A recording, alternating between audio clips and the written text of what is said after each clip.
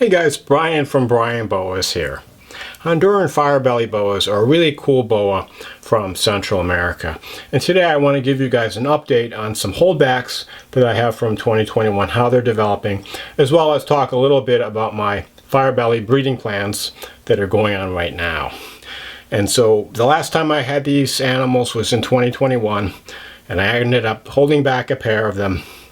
And just a little bit of background about the firebelly boas. This is a project that dates back to the late 90s, and the story goes that Tom Crutchfeld imported this group of animals from an island called Roatan, which is off the coast of Honduras, and they had this beautiful orange pinkish belly color.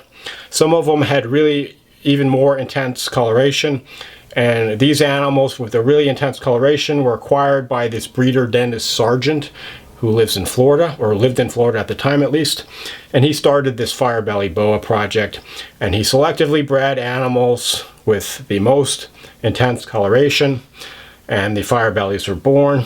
Unfortunately, he got out of the project not that long after he started it and sold them all off, and there really aren't that many in captivity these days. I ended up getting some from Legacy Reptiles, and have had a few litters over the years, and so this is actually one of the two I held back. This is the male from 2013, and so, or not 2013, from 2021. So this guy is just starting to develop his beautiful adult colors. The coloration tends to get more and more deep as the animals get older. Another thing that you notice from this guy is that these animals often have reduced saddles. This guy, you could see, is mostly patternless, especially his front half, and then he's got a few saddles on his back half, and then his tail has the typical boa constrictor saddles, although you can see they're kind of this darkish reddish maroon orange, or darkish maroonish brown color.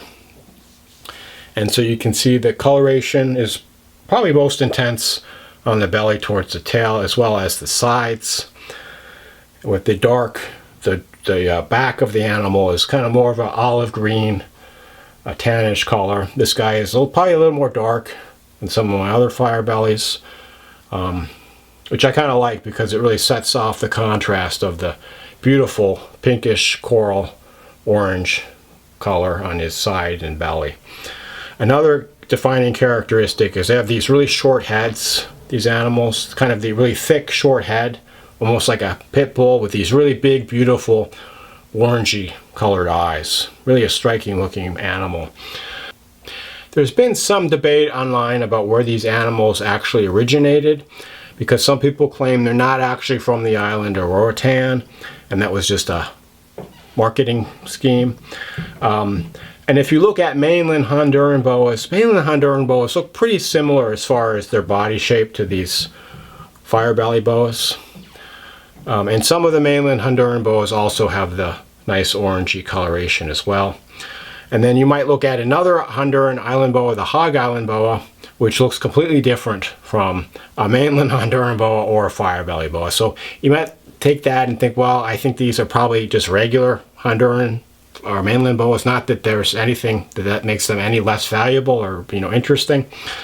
But then other people have told me, no, it really is from the island of Roatan, and people have shown off their boas, not even calling them firebellies, but Roatan Island boas that look pretty similar to this.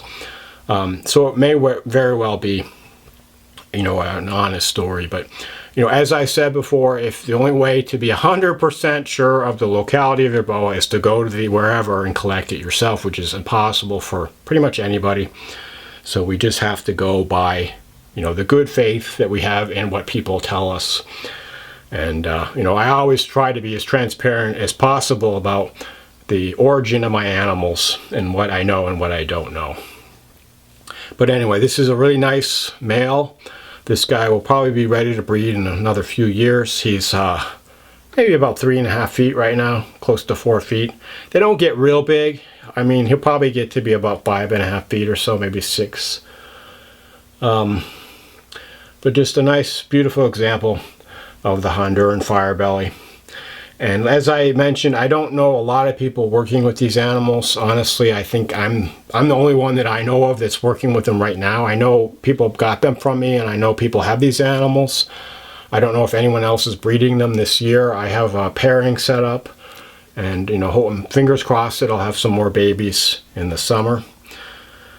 No guarantee, of course, but it's important that these guys be kept going because it's a really rare boa in herpetoculture, and important to keep them pure and not cross them with any morph project or anything like that, but just to enjoy them as a pure Honduran firebelly boa. I also held back this female in 2021, and you can see she looks quite a bit different from the male. You can see overall she's lighter in color. She was one of the lightest in the litter, which is one of the reasons I held her back. She's got a kind of a more typical saddle pattern. That's actually one of the reasons I don't take them out very often. They tend to be a little bit nippy, and it's kind of an unpredictable way. You see, I'm holding her at arm's length. They'll be acting fine, and then suddenly they'll turn and nip. So, not the most docile type of boa. Kind of exciting to handle, though. I don't think she's going to turn on me. But anyway, beautiful looking animal, lighter colors. And this animal, what's kind of interesting is the coloration is mostly on her sides and less on her belly. If you look at her belly is kind of a creamy whitish color. In fact, not all of the fire bellies do have that fire belly. Some of them grow up and they don't really have much color at all. Others have intense color on the belly and sides. This particular one has really intense side coloration, less so on the belly. You could even call this one a fireside boa. Maybe this is a fireside chat, but not unexpected given the variability in these boas. But this particular animal, really beautiful looking animal. I just love the looks of, you can see her big, beautiful eyes and her nice thick head.